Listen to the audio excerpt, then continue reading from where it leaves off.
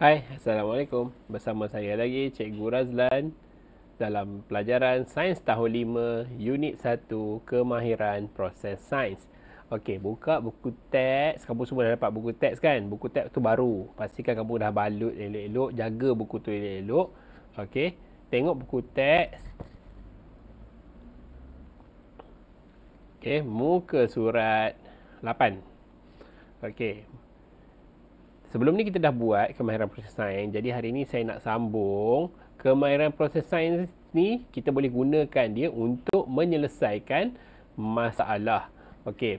Kemahiran proses sains merupakan satu daripada kemahiran saintifik yang digunakan untuk membantu menyelesaikan masalah. Mari kita perhatikan situasi di bawah. Okey, Ana, Ravi, Chan dan Melia sedang bermain buih gergasi di sebuah taman permainan. Okey, kita tengok situasi ni ya. Kawan-kawan, nampaknya buih sabun kita lebih cepat pecah berbanding dengan buih sabun mereka. Ya, Melia, pasti lebih seronok jika buih sabun kita tidak cepat pecah. Bagaimanakah kita dapat menghasilkan buih sabun yang lambat pecah? Okey, maksudnya dah timbul persoalan dekat sini. Pada pendapat saya, mereka menggunakan campuran bahan tertentu. Saya ada membaca melalui internet bahawa penambahan gliserin atau tepung ubi kayu ke dalam larutan sabun dapat menjadikan buih tidak mudah pecah. Okay. Jika begitu, mari kita bancuh semula larutan sabun kita. Kita campurkan gliserin ke dalam larutan itu nanti. Kita jalankan uji kaji untuk mendapatkan kuantiti gliserin yang sesuai. Okey. Pada pendapat saya, semakin bertambah kuantiti gliserin, semakin bertambah tempoh yang diambil oleh buih sabun untuk pecah. Saya setuju. Ana, perhatikan pernyataan kamu itu merupakan hipotesis untuk uji kaji kita nanti. Saya cadangkan kita hanya gunakan cecair pencuci pinggan untuk menghasilkan larutan sabun. Jangan kita melengah lagi kawan-kawan. Mari kita jalankan eksperimen. Okey. Untuk eksperimen ni, saya nak kamu salin dalam buku nota sains. Okey. Nombor 1 ni. Tujuan mengkaji hubungan antara kuantiti gliserin dengan tempoh yang diambil oleh buih sabun untuk pecah. Okey, salin dalam buku nota sains. Okey, nombor 2 sama juga penyataan masalah. Adakah kuantiti gliserin mempengaruhi tempoh yang diambil oleh buih sabun untuk pecah? Okey, nombor 3 hipotesis. Semakin bertambah kuantiti gliserin, semakin bertambah tempoh yang diambil oleh buih sabun untuk pecah. Okey. Nombor 4, menentukan pemboleh ubah dimanipulasikan kuantiti gliserin. Okey, kenapa kita kata kuantiti gliserin ni dimanipulasikan? Yang kita ubah suai. Bergerak balas. Okey, masih ingat kan? Hasil penyiasatan tempoh yang diambil oleh buih sabun untuk pecah dimalarkan. Ingat lagi syarat-syarat nak buat penyiasatan. Jenis cecair pencuci, isi padu air, saiz buih sabun yang terhasil dan kelajuan angin di persekitaran. Ini yang kita kena bagi sama. Syarat-syarat dia lah nak buat penyiasatan. Okay, alat dan bahan. Okay.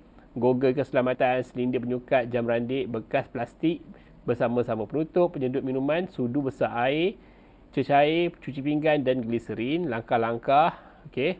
Lakukan eksperimen di kawasan yang kurang berangin. Pakai gogel keselamatan untuk melindungi mata. Sediakan larutan sabun. Okey. Kemudian tambah 1 besar gliserin. Biarkan larutan tersebut selama 4 jam pada suhu bilik. Celupkan penyedut minuman ke dalam larutan dan letakkan bahagian hujung penyedut minuman pada penutup bekas plastik. Okey, ini semua salin ya. Saya ulang balik. Okey, nombor 1, 2, 3, 4, nombor 5, nombor 6. Nombor 6 ni A, B, C, D, E dan F. Gambar tak wajib. Kalau nak buat gambar boleh, kalau tak nak pun tak apa. Okey. G, tutup hingga buih memenuhi permukaan penutup bekas plastik. Setelah itu mulakan jam randik. Ini salin lah penyiasatan ni. Okey, nombor yang H, catatkan tempoh masa. I, ulang langkah C hingga langkah H dengan menambahkan 3 sudu besar gliserin dan 5 sudu besar gliserin ke dalam setiap larutan sabun. Okey, ni data. Kamu buat je jadual ni dulu. Buat jadual ni. Okey. Nombor 8, mentafsir dasar. Berdasarkan kuantiti gliserin yang digunakan dalam eksperimen ini, sebanyak berapa sudu gliserin diperlukan untuk menghasilkan buih sabun yang paling lambat pecah? Tempoh yang diambil oleh buih sabun untuk pecah adalah selama berapa saat? Okey, salin. Kesimpulan. Kesimpulan pun sama. Salin kesimpulan. Hipotesis ni diterima atau tidak? Dan semakin apa kuantiti gliserin, semakin apa tempoh yang diambil oleh buih sabun untuk pecah. Okey. Dekat sini, dekat muka surat 13, kalau kamu tengok kat sini, dia dah ada bagi. Dia dah ada bagi. Ini jawapan yang untuk dekat atas tadi. Kamu boleh salin. Okey, boleh salin kan? Okey. Jadi, apa yang kita nak bincangkan hari ini ialah dua perkara. Yang pertamanya, perhubungan ruang dan masa. Bagaimanakah kita dapat mengaitkan perhubungan ruang dan masa dalam aktiviti ini? Dalam situasi ini, semakin bertambah saiz buih sabun, semakin bertambah tempoh yang diambil oleh buih sabun untuk pecah. Okey, ada parameter dia. Okey, boleh kan?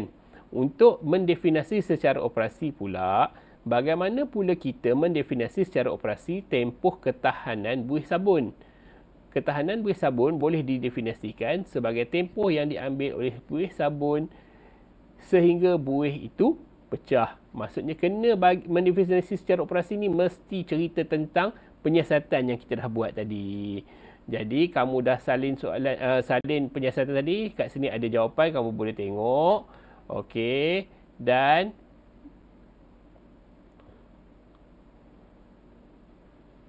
okey. Ini tak apalah. Sebab lepas ni saya ada bagi quiz. Saya ada bagi quiz dekat Google Form. Kamu jawab kat Google Form tu. Okey. Itu saja untuk hari ni. Sekian. Terima kasih. Bye-bye. Assalamualaikum.